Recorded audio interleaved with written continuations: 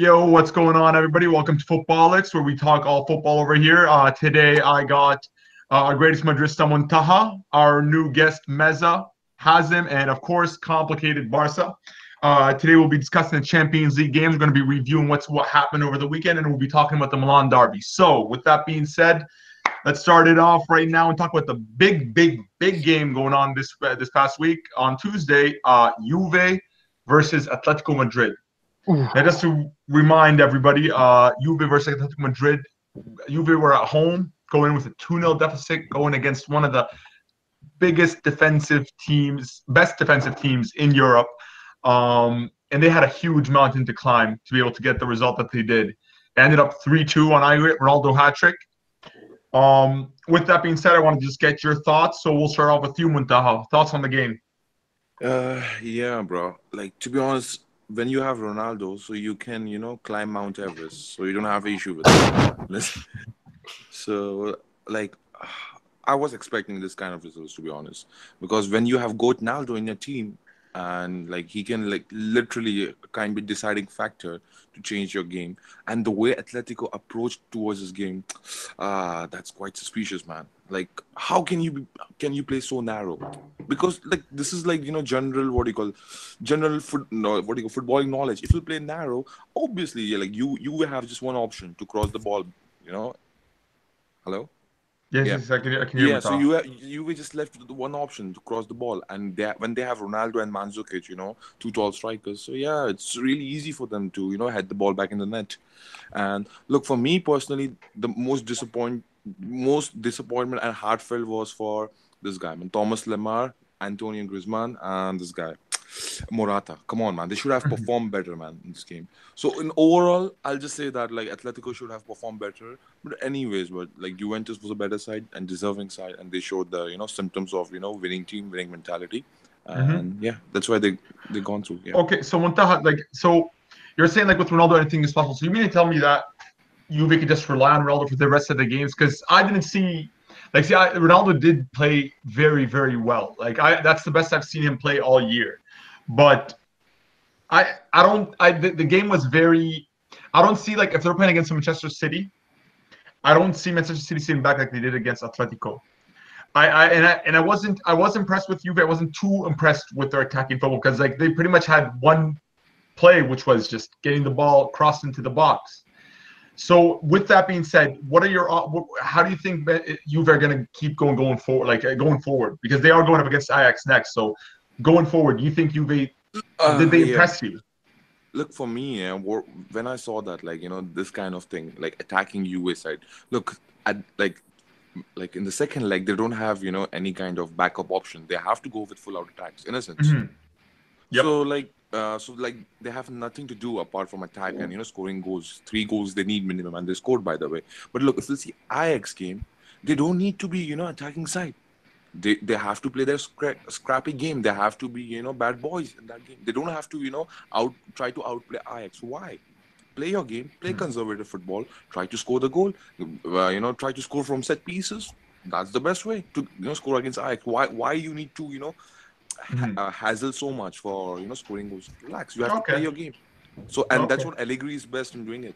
So yeah, this is what I see. And when it comes to Manchester City, especially, look, we all know that Manchester City is right now. We'll Okay, get they to are very City. good. We'll get to Okay, City fine, soon. fine, So fine. I Okay, just want to see like if you think like you pretty much answered my question about how Juve's approach should be going forward. But all right, we're gonna go move on to Meza. Meza, thoughts on the game?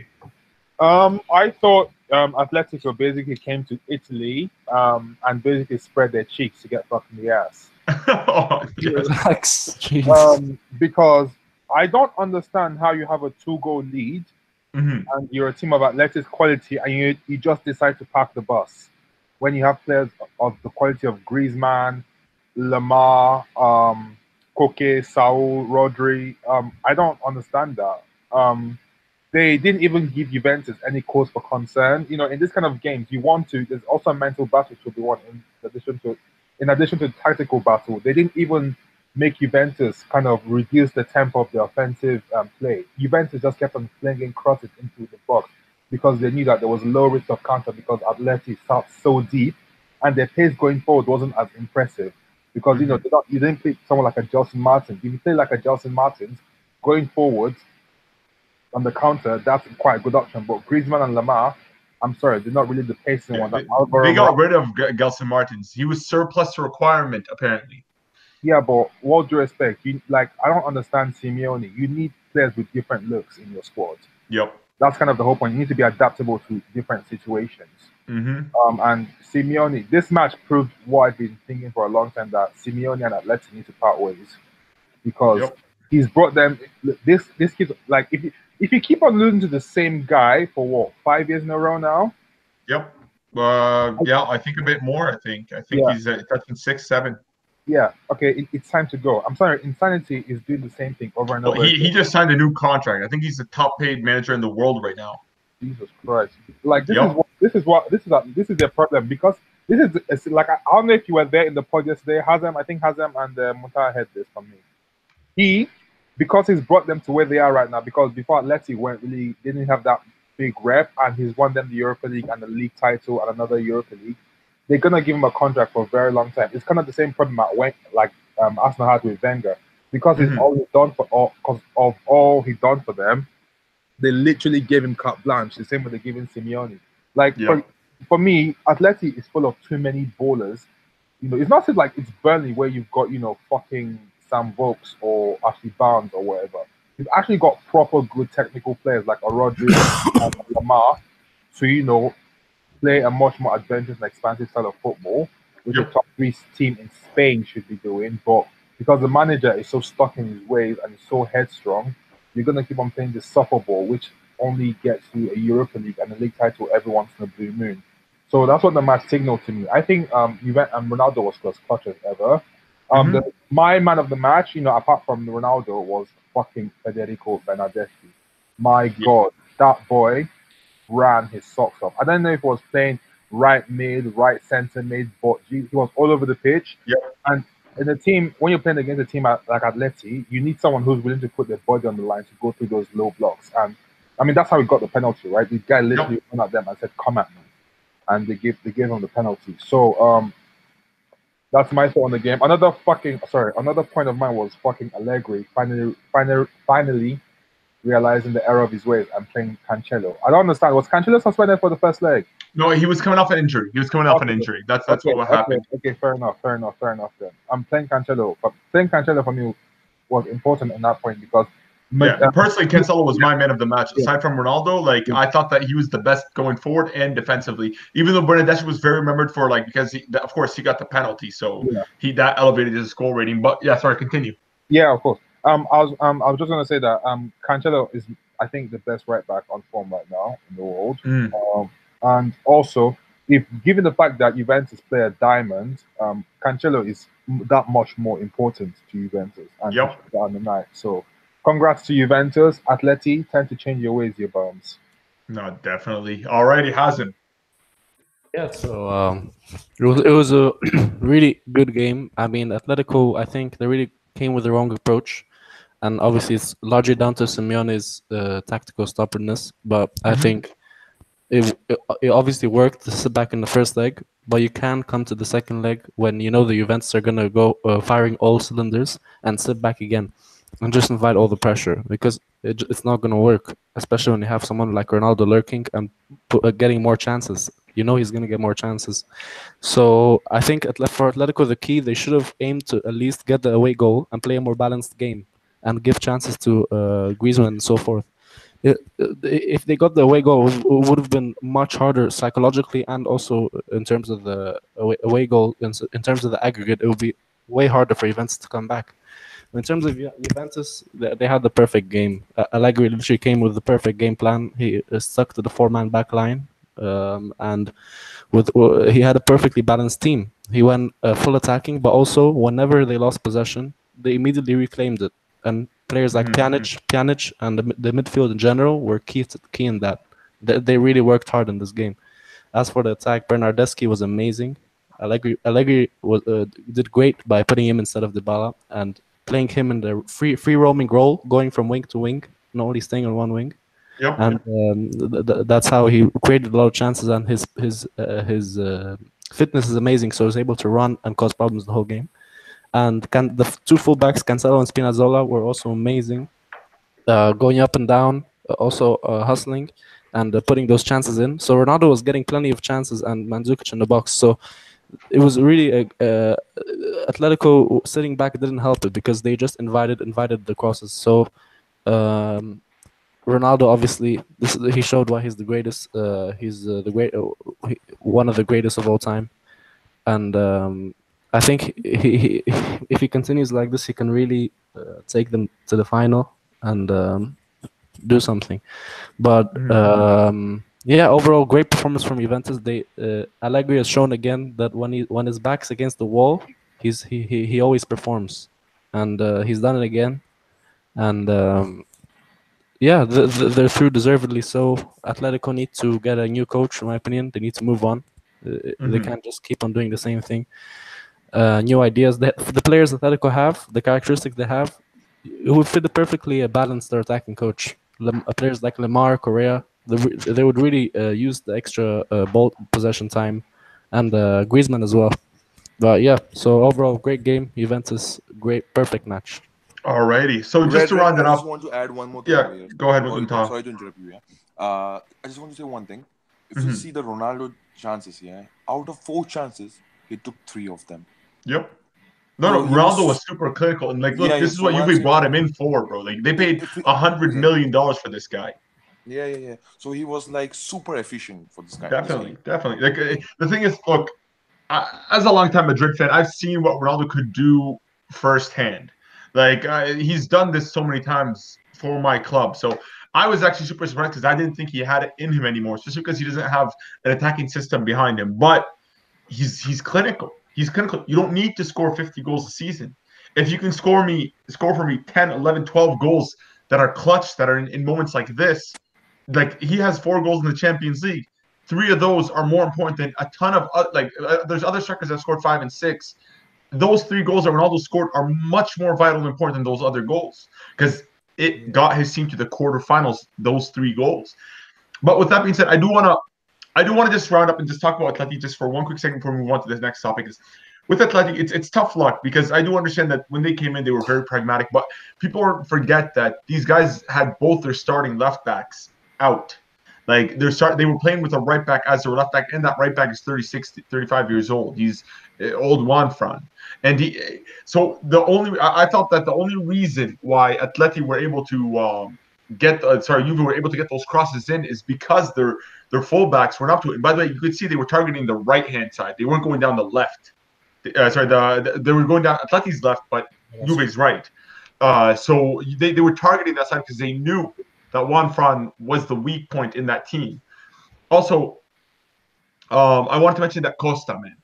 See, look, this is the thing about these kind of strikers that don't score goals. Like Costa hasn't scored a lot for Atleti, but his presence there, he's constantly fouling that back line. He gave, like, if you watch in the first game, he gave Chiellini and Bonucci a very, very hard time. He made them uncomfortable. It allowed his striker partner, whether it's Griezmann or Morata, to play better because now he's being there to be that bully. Griezmann and Morata both won't do that for you. They won't. But that's my only, me just giving sort of some credit to Atleti for reason to why they lost. But for Allegri, why we have to praise Allegri is, guys, Atleti had 0 corners. Most of their fouls were on. Most of Atleti's fouls were inside their own half because Allegri knew that Atleti are only strong off of set pieces. Both their goals in the first leg came off set pieces. So what he did, he was like, guys, we have to make sure we don't get corners or fouls in our own half. Finish the attack before it even starts. So with that being said, congratulations, Juve. Well done. Atleti, you tried, you failed. Maybe next year. But we move on. Now, the next match is Man City Schalke. Now, with this match, let's not waste our time with Schalke. Schalke gave us nothing to talk about, nothing to praise, nothing to really say about them. Massive respect to them for even trying, but they wasted everybody's time. I want to talk about City. I just want to see about a team that goes into the Champions League and wins 7-0. Like I've seen some bad results like 10-2s where it's like Arsenal's 10-2, 5-1 and 5-1 and it ends in 10-2. But that was like 10 men, and they were going against like Pep's Bayern or Heinkes' Bayern. Like, they were going against tough teams. With Schalke, like 7-0 in a Champions League knockout round, 7-0. So with that being said, guys, let's keep it brief on this game. Muntaha, your opinion? Yeah, right. Look, come on, man. Like this is my mentality. When you play in this league, at least knockout rounds, yeah, you cannot concede 7 goals. I don't care. I don't care how good you are, how bad you are. The world was watching. Yeah, park the bus. Okay, like if you know that, yeah, like you're 2-0 or 3-0 down, why you want to go for attack? Why you need consolation goal? For what? Just park the bus, and that was quite disrespectful, man. They sacked their manager, by the way. They sacked him, as they should. For me, look, come on, man. Like it depends upon manager because managers should know that. Okay, we are not getting a goal here. Okay, we are already 3-0 down in the first half. So why shouldn't we park the bus? See, I agree with you because look. Here's my issue: is that I've seen teams that are in the relegation in the Premier League that don't lose as badly as Schalke lost. Like I've seen it. Like yes, Chelsea did lose 6-0, but that was more due to like yes, but that is a massive outlier, and that was a Chelsea team that was caught. Like that was a league game, and Chelsea was back, out of form, and sort of City sort of exploited them. But with Schalke, like this is a Champions League knockout. You only have a 1-goal deficit. Schalke could have scored 2-1. If Schalke would have scored 2 goals and kept a clean sheet, they would have went through. That's how close it was. Like going into this game, they only needed 2 goals, and that's doable. 2-0 is a very doable. But they lost 7-0. They were obliterated. Like there's nothing we could say. But sorry, Muntaha, continue. Yeah, so look, I'll be sweet and short with this. Come on, man. Like you literally gave Man City a hope of winning Champions League by winning 7 by allowing them to win 7. This is what I want to say. I know, like first like you played well, times you dominated City as well. But come on, you cannot lose second leg, by 7. This is my thing, bro. Yeah. Yeah, no, I agree. Meza, thoughts? Yeah, I think what we saw was Man City making the difference in class really count. They were more clinical than ever. I mean, if you think about it, when teams play Man City, you're gonna consider a lot of chances. But the problem with City is that they fuck up a lot of chances as well because they just have it's an embarrassment of riches for them. When they played Schalke, they just made it really count. And I think we should be praising more. I think more than deriding Schalke, we should be praising Man City for becoming more mature as a team. Because last season, their problem in some parts, I mean, they won the league, don't get me wrong, was, for example, the United game was simply not finishing their chances. I mean, if you think back to the United game, they win that game 5-2 if they finish all their chances. Oh, sorry, a good 4-0 if they finish it in the first half. Yep. So what we saw, this year, against Schalke is literally Man City showing the fact that they are now mature big boys. That we finish our chances, we finish our dinner, we will make you truly, truly pay. I mean, there's a reason. Like, it's not a coincidence that they've had more, 5-0, 6-0 victories or whatever than Madrid, Bayern, Milan, and whoever combined this year. They've just come into their own as finishers of the ball. They've increased the nature of their ruthlessness, and I think this ruthlessness is what puts them in good stead for the Champions League. Because last season, the problem against Liverpool was just not being ruthless enough in terms of strangling Liverpool away from opportunities and also taking their own opportunities. So I think more than Schalke being absolute dummies, it's the better, and I think the more important focus should be Man City hitting another level. See, Meza, I would have agreed with you if it was like 4-0. If it was 3-0, I would have been like, Man City are the real deal. They're actually really good. But bro, it was 7-0. Yeah, but 7. As ruthless as City is, Schalke, stand up for yourself. I would have probably ate a red card. If I was on that Schalke team, I'm breaking someone's leg. Yeah, but that's not how the Germans do it. The Germans are not necessarily the most defensive. You're not Simeone. Simeone isn't coaching them. They're coached by Dominic Tedesco, who's actually quite noted for his football. He's not noted as a defensive coach. He's noted as free flowing, expansive. So that's not in their nature. Yeah, they need to change their nature ASAP, bro. They're losing 7-0 out here. Yeah, look, man, it's Man City at the end of the day. Chelsea It is. It is. Like I get. I don't want to come off like I'm disrespecting Schalke because I'm more hurt for them more than anything. Yeah, Because yeah. these players have kids. It's they don't have 9 salaries, bro. True. That's. So, Anyways, anything else you'd like to add, Meza? I think. Okay, actually, you know what? When we talk about the draws, I'll say what I was gonna say. Sorry. Sounds good. Hazin. Yeah, man. I mean, obviously, it looked really embarrassing for Schalke, but I think they did put up a really good fight in the first leg, and really unfortunate to lose. Yep. That really showed City's had weaknesses they could exploit, and they have holes in the defense and make mistakes in terms of penalties and stuff. But Schalke they did really take a beating against Man City. Obviously, psychologically, it was hard for them in the Etihad. I think once City scored the first goal, they had no option but to go more attacking. So they're just getting exposed defensively, and yeah, I mean after that they just lost the psychological motive to do anything. So, and especially there were some penalty calls that were really they didn't agree with. And yeah, I think that also affected them. As for City, look, they look really impressive, but I think when they're facing a team like Tottenham, it's not going to be as easy, obviously, and over 2 legs, so it's going to be really tough. As for City's chances for winning the Champions League, I think they're going to go through against Tottenham, and I think they're going to reach the semis, but I don't see them winning the Champions League. But yeah. The City team look really good, and I think they're going to win the league. Yeah. See. Oh, True City. Oh, he's gone. I thought he was in. Sorry. Yeah. No. I see you, Hazim. See, the thing is, it's kind of scary because look, City have demolished team after team after team. I know the argument people say, oh, they really haven't faced anybody, but that's the thing. They've picked up form. They've really, regardless, Schalke, as much as we joked about them, they are a top team in Germany. So I think with this confidence that they've got, with this momentum that they've built up, they're only, realistically speaking, 5 games away from winning this trophy? They just have to win 5 games or outscore their opponents in 5 more games, and they're through. It's done. And it's looking for very, very doable with the draws that came out today. But with that being said, I digress. Barca, would you like to talk about the City versus Schalke game? Oh, we're still on the Juve and Atletico? No, City Schalke. We're almost done. This is City Schalke. We're just trying to see. Do you want to add anything?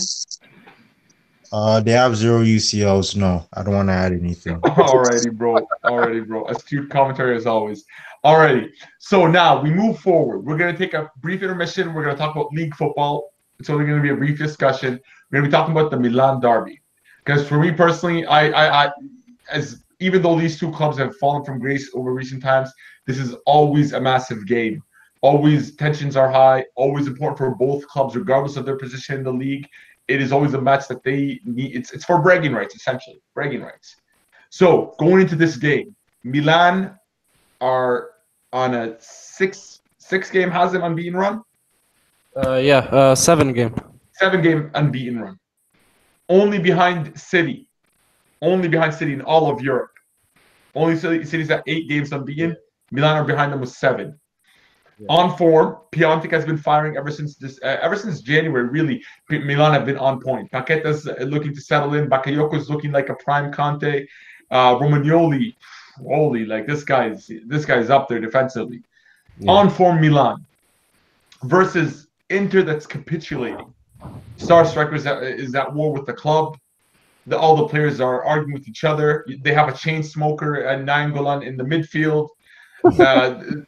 He's dropped. Injured. Oh, and he's even out. He's okay. Sweet. So essentially, Inter Milan's capitulating right now. They're Handanovic has been exposed time and time again. Skriniar is.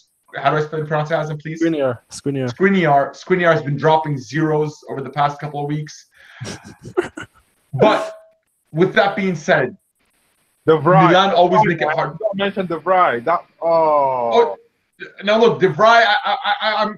I still rate De Vrij. I still rate him, man. I still think he's there. He still has something in him. But what I want to say is, Meza, Milan love to make things hard for themselves. Milan, bro, as like every single time I go like these guys, they're gonna pull it off. They somehow shoot themselves in the foot. That's why this game is interesting because it's a derby at the end of the day. Regardless of form, regardless of anything, derbies have nothing to do with that. On the night, it's gonna be completely different. So I'm gonna give the mic to you guys. I want to hear what you guys have to say with Taha. Inter, AC. Who do you got? Oh, yeah, man. I thought Icardi will come back and play this game, but I don't think it's happening anymore. Nope. Apparently not. Apparently the lawyer hasn't settled it. Yeah. Look, it's actually a kind of complicated game, but if you see from the like overall perspective, yeah, I think so. Milan can win this game. Yeah, AC Milan. Look, for me, yeah. Look, if you see most of the time, Icardi was the clutch guy for them, for Inter. You know, he always used to step up against Inter, against AC Milan, and he used to score, some clutch goals. Even I guess start of the season, there was in the first derby, like he scored on 90th minute, something like that. Hazem, am I right? Yeah. Yeah. He scored the winner. Yeah, so 3-2, where he lifted up the shirt. Yeah, so at the end of the day, like that difference maker is not there. So it's a kind of relief for Milan defense, to be honest. Yep. Musacchio and Romagnoli, I guess both of them are going to start this game. So yeah, man, I think so. AC Milan can pull out some kind of positive result from this game. For me, look, as per the predicted line, score line, yeah. For me, I think so. Milan is going to win this game 2-0. That's that's very reasonable. I kind of see a 2-0 coming too, but let's see what happens. Mesa. I echo Muntaha's sentiments as well. I think that the tables have kind of turned on Inter and AC. AC were kind of seen as a dysfunctional club, but the arrival of Piontek has injected a new confidence, and obviously Paqueta, an improvement of Bakayoko has injected a new confidence into AC, which should see them through this game. And Inter in disarray, they could overextend themselves trying to prove something after getting knocked out of Europe this week. So I see that as a potential weak point. My only problem is that Spalletti is the more experienced tactician compared to Gattuso. I mean, Gattuso is not that much of a tactician in my opinion. I think he's more of a man manager. I think Spalletti's been doing this for close to 20 years now. Yep. And I'm sure he's had to rebound from so many losses. So it's a managerial. It's the way I think it's going to be won on the dugout more than on the pitch, in my opinion. Definitely, because if Spalletti lines them up properly, because Spalletti, I think he's okay with a drop, just not to drop points. Yeah. If he just gets that point, I think he's okay with it. Because I know Milan are going to come out with it to attack. They're going to come in to score and finish the game. But you're right, man. I think the dugout might get it. But we'll get to you, Hazem. We'll get to you. But sorry, anything else you'd like to add, Meza? Scoreline. Scoreline 3-1 Milan. All right, Hazem. Yeah, man, this is a really tough one because I've been going back and forth, but usually towards the end, closer to the game, I get more optimistic. So initially, I'm gonna say that my prediction is a 2-1 Milan win, with Piontek getting the winner. But as for going into the game, look, man, obviously Inter are not going through a good moment. They're really struggling. They just lost to Frankfurt, and they've been really poor in the league. We overtook them. Lautaro Martinez has been improving, but he hasn't really fully been able to replace Icardi. And now for this derby, Nainggolan and Brozovic are injured. So they have some gaps. Key players, man. Brozovic is going to be a big loss.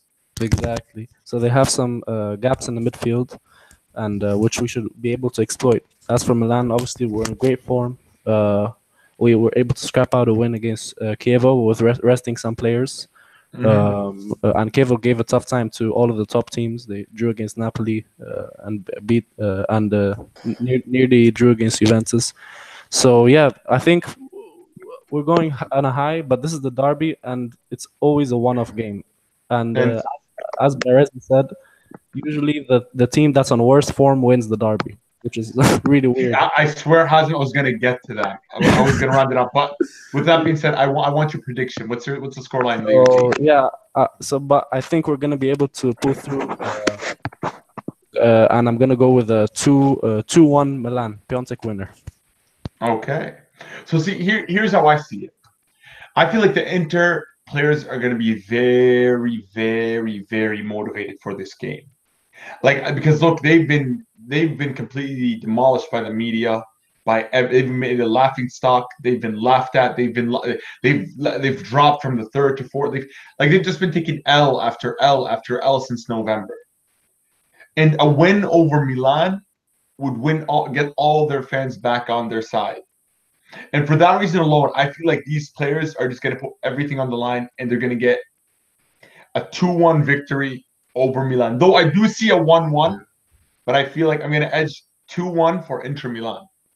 Alrighty, guys, back to Champions League. We have Barca Lyon. Now, before going into this match, I personally predicted it was going to be a 4-1 for Barca. Barca are the more experienced side. They're the more complete side, and they're playing at home. And going into this match, it was a 0-0. I was like, oh, Barca. People were like, oh, away goals. Barca could get surprised. I'm like, guys, this is Barca at home.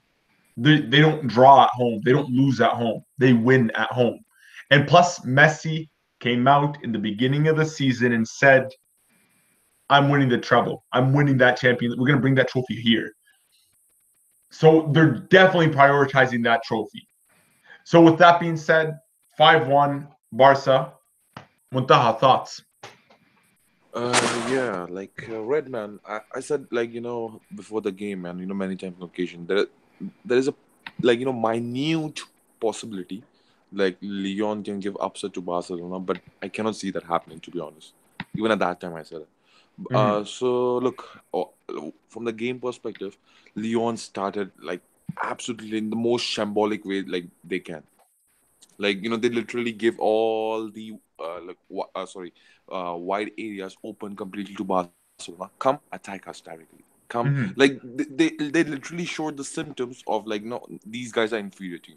Actually, they were. Nobody's, like, denying in that. But come on, man. At least you should have mental preparation. Go attack the Barcelona defense. Go with the ball. Run at them. At least try. In first half, there was nothing. And one more thing, yeah. What kind of defender you are? Why you're going for slide tackle inside the box? Yep. Look. I know that, like, like it was quite reachable for the defender, but no way. It's Suarez, Luis Suarez. He knows that how to make most out of the situation. Yep. And you committed that mistake, and it was absolute penalty. Dumb mistake. And it was a penalty. Like I know there's been some controversy over that call, but look, you commit a slide tackle in the box, anything that happens is your fault. And plus, Suarez wasn't even in a dangerous position. He was on the edge of the inside of the box. Like, the worst you could do is cut back. So as a defender, you could anticipate and take a step back and try to intercept that. Instead, he went for the slide tackle, but it is what it is. They showed that, like, the sign of, they're not experienced of this level. Exactly. That's the thing. Because, like, look, Lyon is stacked with young talent. Like, I don't want to write off this Lyon team. Ndombele is a baller. Marcelo, the Brazilian left back, is a baller. Depay, a baller. You have Fekir, baller. Like, these teams gave City a game. Yeah. So go ahead. Even after that, like, okay, Messi scored absolutely great penalty, Panenka, and that was really great. But what happened, if you'll see that in the second goal, look at the interlink up with the, even in the tight spaces. Like, what kind of pressing was that? Like, even in the tight space, they can control the ball. They can move the ball. And, like, that's quite disappointing from the defending point of view. Like, I haven't seen, in Champions League, Barcelona is, like, playing, like, especially in this season, playing through such as tight spaces and, somehow successful to get the ball from the feet of the defenders, of opposition, I mean. Okay? And if you see the second goal, it's like all Suarez, man. What absolutely close control, man. Like, I haven't seen him from that kind of close control from a striker. That's a really magic. Suarez was unbelievable that game. Yeah. And, like, whatever, like, lay off ball to Coutinho and just, tapping. Yep. Second half, there was kind of positive notes. You can see that Lyon came up with the great determination, kind of, some speech of by their coach or something like that. So they was like confident. They start good and they score a goal. When they scored a goal, if you'll see that, you can look at the faces of Barcelona fans and players. Then they immediately knew that if another goal this Leon team is going to score, it's going to be a doomsday for them. Continue. Yeah. Sorry about that. Yeah, it's going to be doomsday for them, and you can see the symptoms of panic. They were literally panicking, how to get the ball. But this is Valverde. Look, here the genius, Valverde comes here. He took off, what is his name, Arthur Melo, and he subbed on this guy Arturo Vidal. He took off Coutinho, and he brought them. Barca, please, your mic, bro. So this is a tactical genius. And look, that I know that was a missed pass, but somehow Messi built out literally Barcelona in the third goal. The way he scored the third goal, that was absolutely magic, and you have to give credit for that. And yeah, even after that, there's a momentum was on the Barcelona side, of course, and they keep on scoring the goals. So yeah, man. All right, yeah. So they spoiled. Yeah, that's it. Alrighty. That's it. Yeah. Perfect, bro. Thank you very much, bro. Meza. Yeah. Meza. Once again, I mean, it's similar. I think it's just similar to City Schalke. Yep. In the sense that it's just, once again, difference in class, also difference in experience, and the fact that one important fact that they took a bunch of kids to one of the hallowed grounds of European football and expected them to pull a miracle, which is a myth. The King was on point as ever. Leo was on point as ever. I think there was a few bright spots for Leon. You mentioned Ndombele Muntaha, excellent player. I think Leon, for a team, once again, it's kind of the Simeone problem, but a bit less boring. For a team with so many ballers, they kind of a route one team, in the sense that when they play these big teams, they kind of rely too much on quick transition to hurt them. That worked against Man City, but sometimes you kind of have to be more sophisticated with the ball. I mean, if you look at Betis, who beat Barcelona earlier in the season, they went route one. They were kind of sophisticated in possession. You have to, if you're playing this big team, one of the good things you can do is kind of confuse them when you're in possession. It kind of creates an uncertainty within their ranks that you can exploit. However, if you just route one, they literally know to seal the middle of the pitch in order to stop your transition. I think that's what Leon suffers from when they played Barca earlier. And as for Barca, I think once again, they're showing the maturity as a team. There was no dilly-dallying. Once they got rolling after the second goal, it was no stopping them. And I think that's why they're going to be the winners of this year's Champions League, to be honest. Because I think they learned from the heartbreak of last year and the previous years they've not won it, and they kind of just putting it all together. I mean, everything's coming together perfectly right now because all the players are hitting form. Suarez hitting from Messi, Dembele, and having that triple threat is what's going to see them through because not all of them are going to show up every Champions League night, but one of them at least will show up. So, alrighty, yeah, no, that's the thing is with the Man City, but though Leon lost 5-1, at least they scored a goal, and even the 5-1. If you look at the game, it wasn't a 5-1 game. It was more like a 3-1, and it was just, it wasn't really as one-sided. Like with Schalke, it's very hard to compare these two games because the Schalke game was just a disgrace.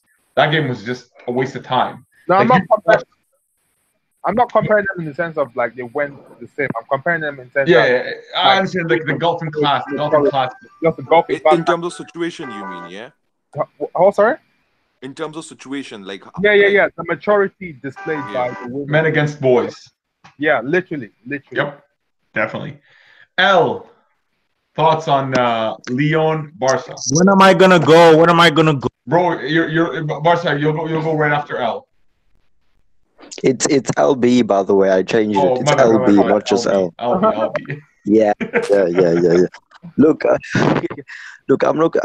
I'm not gonna speak like 5 minutes on this game because it was very simple. Easy stuff for Barcelona and Messi. Actually, last year I predicted Madrid to win the Champions League and they won it. And this year I predicted Barcelona to win it. So hopefully they'll go on and win it, and I'll get my prediction right. Barcelona just paused the game for me. The best chance Lyon had was when they were 2-1. And it like they were threatening Barcelona a bit. It looked like it would change, but then Barcelona got the third, fourth, and the fifth. So, look, it's simple for me. I'm not gonna, go into the game much. It's 5-1, Barcelona win, and that's the end of the story. They go through. Definitely. Thank you, LB. Appreciate that. Hazim. Oh, sorry. Hazim. I promised Barca would go next. Barca, please. Muta, stop muting me. Muta, can you please, brother?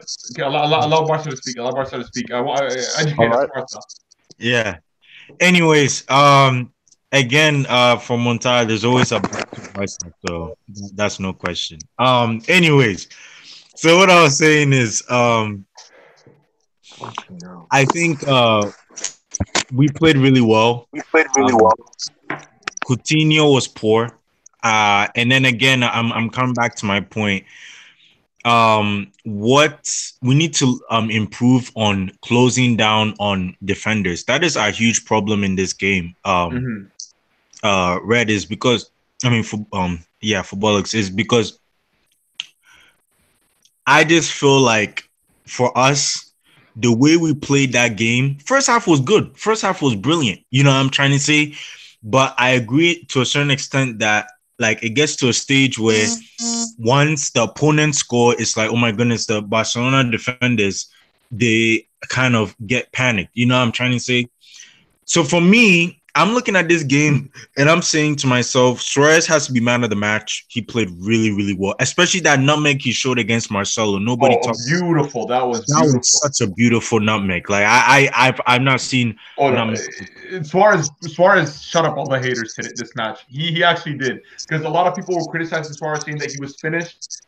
Man, even I was guilty of it to a certain extent because I really wrote him off in the Champions League. But in that match, he didn't score, but he showed up. He showed up, like even that nutmeg in particular, because Marcelo was on him, and he got the pass, and he just did that back flip. Oh, that was beautiful. Continue. Sorry, Barca, to cut you off. Yeah.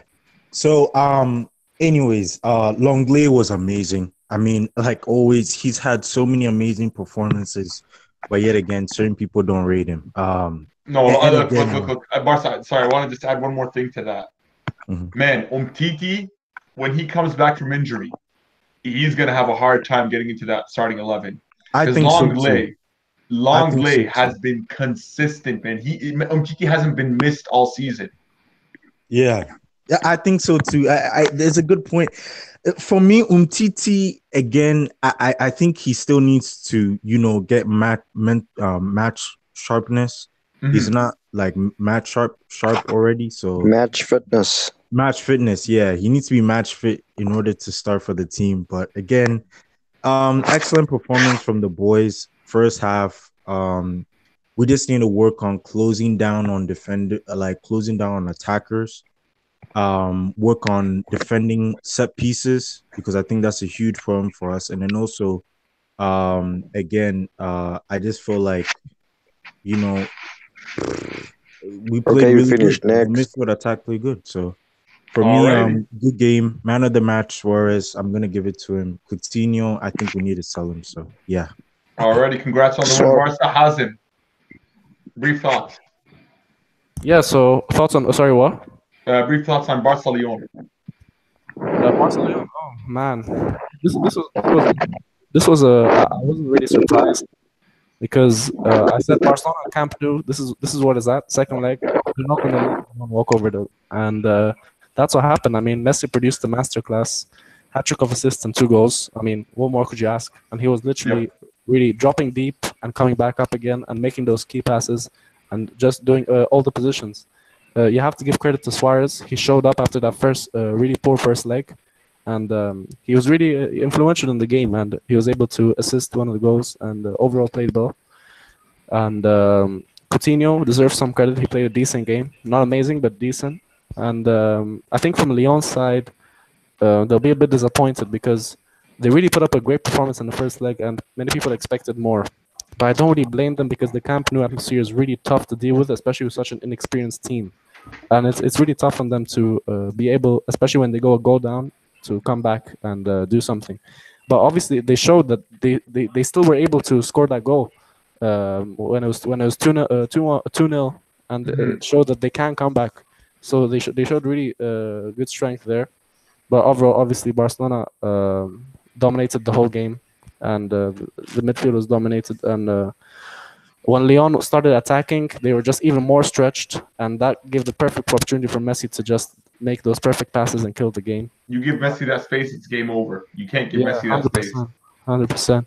And so then overall, Barcelona, this is what they do in the Camp Nou, and they were just the better team than Lyon. They showed it. And now, I think, for me, I said this in the start, I think Barcelona are winning the Champions League. Messi's on a mission. This is the year. All the stars are aligning. The midfield's looking really good. Arthur was a perfect signing. The only thing you could say is the defense, but even the defense has been the best since the best in Europe since December, along with Milan. So yeah, they're looking good, and I think they can really push and win this Champions League. Damn. Yeah. Well, I see. You're right, man. Messi's on a mission. Like, he took Lyon missionary. Like, there was nothing they could do. Like, honestly, once they started committing numbers forward, they gave Messi a little bit of space. Like in the third and fourth goal, like Messi got the ball midfield, made the right pass. It was game over. Like there was nothing for it. But then especially that third goal that Barca scored, absolute beauty by Messi. Like, had defenders on the floor rolling around, crawling. But with that being said, let's move on to I'd say doggy, not missionary. Yeah, but sorry, with that, I'd add one last thing. Yeah. So the thing is, what like actually, when Lyon was 2-1 down, so one thing, like they did it really, the shamble actually, they missed pass and they lost the ball, in their own half, and you cannot do that when you are openly attacking. The thing is, that's the thing. No. Like what I'm saying to you is that when you know that the Messi is behind you and you cannot commit that mistake in your passes, that's what I'm just saying. See, but here's where I'm going to come in. I'm going to say is that, look, first of all, don't think that Lyon were really misplacing passes. That's more credit to Barca's pressing system. Barca will press the opposite team. They will constantly be pressing you and pressing you and pressing you. As soon as they lose possession, Busquets was everywhere in that map. I could like every time I'm looking on that screen, Busquets is in front of a Lyon player. I'm like, how does this guy teleport like that?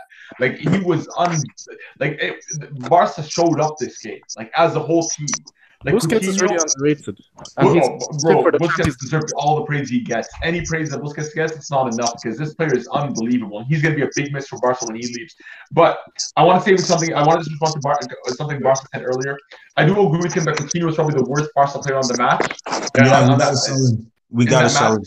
But he started out very well. But while the game was progressing, he just declined, and he was going more centrally. He was leaving the left wing exposed. Like, why aren't you taking up that space? Stick to your side. Stop moving centrally. But and Red, look at something. Barca your mic, bro. Barca your mic.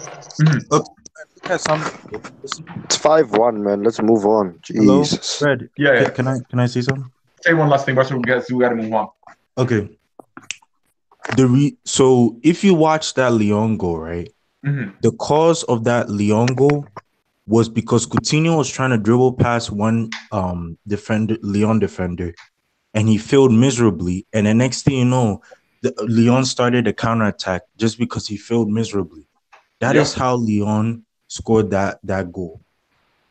Man, so and the same thing has happened against Sevilla away this season, La Liga, where he tried to dribble past one defender in the Copa del Rey, and the next thing you know, Sevilla scores, So I think he's just not good for this Barcelona system. He's more of a fast-paced player, not like he wants the speed of play to be much quicker, not that He doesn't slow. have the timing of the Barca system.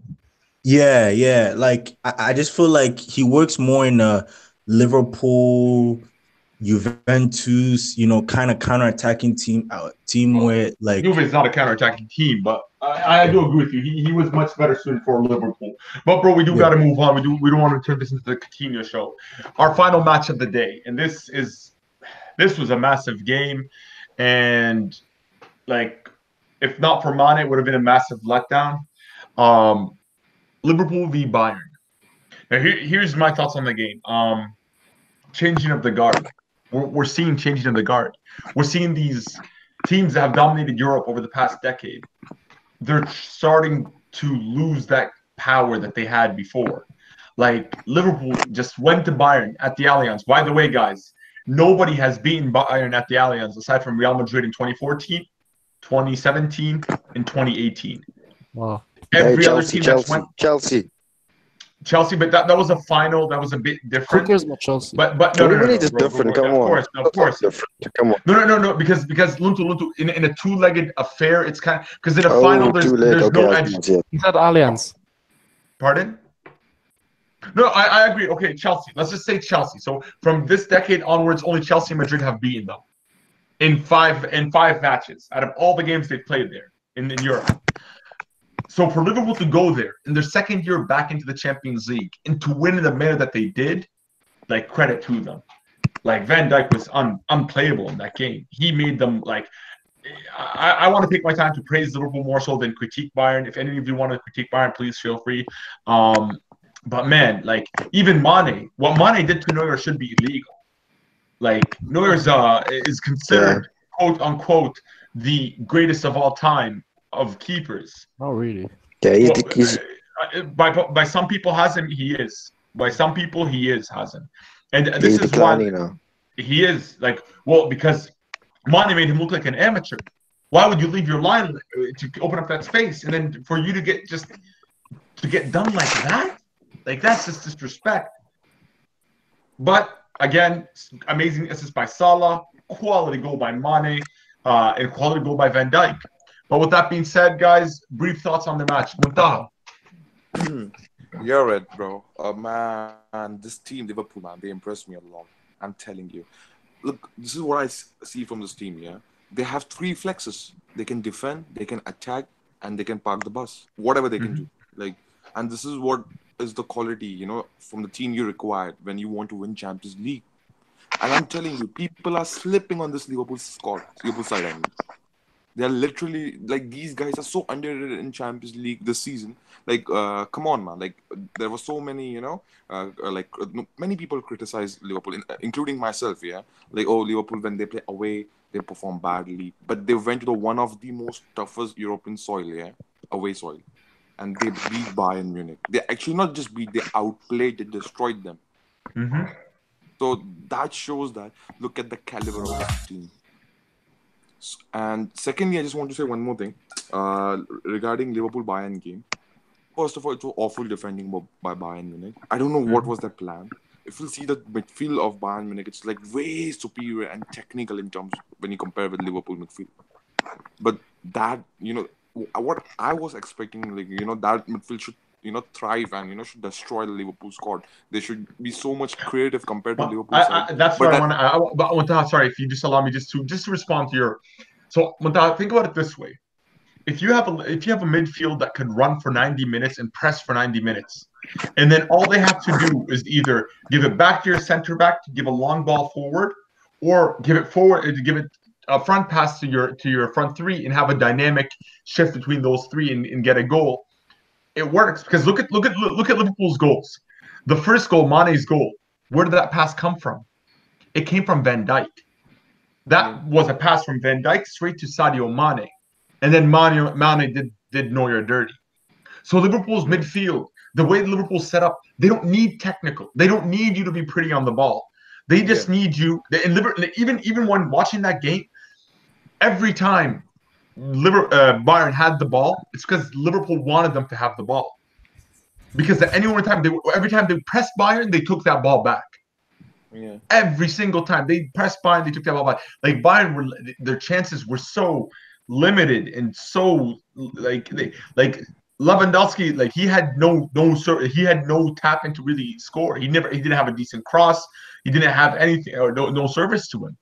Granted, he could have dropped deeper and helped in the build-up a little bit, but like overall, the whole team was just inferior to Liverpool. But sorry, continue. Yeah, man. So look, man, this is the thing, man. Like Liverpool also had, sorry, what do you call it? Bayern Munich had, world class wingers, Frank Ribery. Yeah, like we all like witness him as one of the best, technical winger of this generation. So I was expecting quite, more from him. But the way Liverpool outclassed them, and look, man, I would just say one thing: people are slipping on these guys. They are dark horses, man. And they can look on the given day in the Champions League, they can defeat or beat anybody, man, any side. Because look, for me, people say, "Oh, Juventus is a complete side because they have defense." No, no, no. This is a complete side. This is the symptoms of like the way they play. Wow. So look, if you see Ajax, they have a combination of Ajax as well with the high pressing. They have Yep. technical ability of from their what do you call forward. Diverse team, man. They're a team Yeah, that's heavily yeah, adapted. diverse squad, man. Yeah, yeah, yeah, and they can bring on from the bench as well. So they have Depth. squad depth as well. Yep. So yeah, man. So like for me, they look scary, man. Definitely. Definitely. Meza, thoughts? Liverpool Bayern. Meza, are you there? Alrighty. LB. Yeah, I sort of agree with Muntaha with what he said. I mean, if you know me, I'm not a big Liverpool fan, but I have to admit that these people are sleeping on these guys, and they do have a very good chance of winning the Champions League, especially with Van Dijk there. If Van Dijk is injured for the final or like a crucial first leg of the semi-final, then it's done for Liverpool. But I think that they desperately need him because he's like their main person. Look, The without talisman. yeah. Without Van Dijk and Mane, I don't think Liverpool win that Bayern game. I mean, look, Salah's a good player, but you can't rely on him. Like whenever Mane is on the ball, you're always scared of him. You're always like he's so unpredictable in a way. And Mm-hmm. yeah, I mean, it was a good game to watch. I mean, Liverpool bossed Bayern really. I mean, Bayern couldn't really do anything. And please don't come with me with the talk that Thiago Alcantara is world class. Because if he was world class, he would have done something out there. At Yep. least something. See, Something. that's why we. Sorry, LB. That's why we don't rate every player that has a good season world class. Thank you. Thank you. Thank you. Thank you. It's consistency. That's what counts. Exactly. And Yeah. and Salah had yeah. 2 games. Don't worry, Hassan. You're Okay. getting your turn. Sorry, Luntu. Sorry, LB. Continue. It's cool. It's cool. Yeah, and I just think like the draw pretty much upset me because Liverpool are in the semi-finals now. They're gonna beat is it Porto? They have yeah Porto. They're gonna Mm-hmm. beat Porto. So yeah, I mean with Bayern, I mean look, man, I don't have much to say on them. They're just a team pretty much kind of going down in a way. I mean, you said it yourself, Red. Mm-hmm. Look, man, I just look Bayern or Bayern, man. They need to fix up, and I'm not gonna get into the whole details of Bayern Munich and what they need to do because I don't really care about them. So, yeah, it is what it is. Liverpool won, and yeah, pick up Klopp and Liverpool. Definitely. Hazem, thoughts on the game? Look, man. Of course, Liverpool deserve all the credit. Amazing game. Really, they really executed their plan perfectly, and they fed on Bayern's weaknesses. And the midfield press was amazing. The whole midfield acted as a unit, and obviously the front three, especially Salah and Mane, especially Mane, had a great game. And yeah, man, Van Dijk is unbelievable this season. This guy is just so crucial for this team. But I want to also give credit to Matip. Matip played really well. He played Good really well. shout. Definitely. No, Matip, he man, like this guy was really good in 16, 17. He fell off in 17, Yeah. 18, but he's making a comeback. He took some time to adapt to the team, but he's good. Okay, now this Bayern side. I gave the credit to Liverpool, but this is really it was a horrible performance from Bayern. Like Mhm. I'm sorry, this is one of the worst performances I've ever seen from Bayern. It was completely a horrible game plan. They're at the Allianz and they're going completely so defensive and not taking any risks, just playing in between the midfield and being scared to actually take risks and go forward. James was playing CDM. This guy was coming back so deep. I don't know why he was coming back so deep. Thiago Alcantara was losing possession all the time. Javi Martinez, all right, he was also off his game. He wasn't as good as he is usually. And you know the defense, they weren't really able to deal with Liverpool's pressure. But Rafinha, man, Rafinha, Oh, yeah, like Rafinha. he has to be shipped off, man. My Like I don't goodness. care where they send him. Send him Kimmih's loss was so important.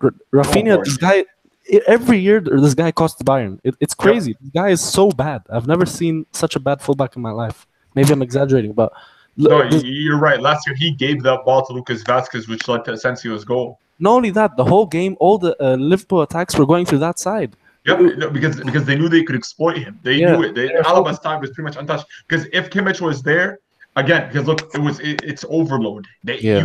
You that same thing Juve did to Atletico. Yeah. They saw Juan Fran as a weak point. Overload that side. Just go down the right. Go down the right. Just Yeah. whatever you do, get the ball to the right. Get the cross in. They can't deal with that. Yeah. Same thing Liverpool did. Liverpool the right was it was open. Yeah, but for Mane me- had space. But continue. Sorry. Yeah, for me, the main brick of the game was Niko Kovac. My goodness, he completely messed up the plan. You're going back to the Allianz. You have a 0-0 at Anfield, and you're going defensive. What kind of a tactic is that? I've never seen This is Bayern play Bayern that Munich. badly at home. Exactly. This is Bayern Munich. You can't be scared of teams. You especially at the Allianz. You need to go all out. You need to feed the balls to Lewandowski. You need to do Have something. them. Actually, Have them. have It's something. changing up the guard, bro. It's changing up the guard. And See, yeah, that's the thing is like Bayern Munich. I don't think. I But think listen- they need some time, man. They need some time. They, like they're I playing. don't think I don't think the Bayern I don't think the players are a problem. I think Niko Kovac is really the main problem. And if they get a proper coach, this team is look man for man. They have a great team. I don't think Thiago is a bad player as bad as he looked. Niko Kovac, these players they don't have the confidence in this coach, and they're not playing well under this coach, and he's making them sit so deep. It's crazy. And look, I think especially Bayern, they have good transfer windows every year. I think if they just get rid of Kovac, it'll be back to the European superpower that they were. So yeah, that's it. Okay, Barca. Would you like to speak about the Liverpool Bayern game? Okay, he's not with us. So guys, we're gonna ask for. Sorry, Barca. Would you like to add anything for the Liverpool Bayern game? Hello, Red. Hello, Red. Yo, what's good, Barca? Yeah. I just want to let the viewers know. So, according to reports, Pablo Mancini has gotten sacked by Sevilla. Following Okay. to Slavia Prague 4-3. So, Dang. yeah. All right. I just want to let the viewers know that Pablo Mancini has been sacked by Sevilla. Quality coach, but he has been sacked. So, guys, with that being said, the preview for the Champions League draws will be next Friday. That's when we will talk about them, and we'll go into detail about these matchups and possible semis. So, with that being said, thanks for tuning in. We appreciate you guys being here. If you'd like to join our hangouts, just follow us on Twitter at Footballix. And yeah, we hope to see you guys next week. Peace.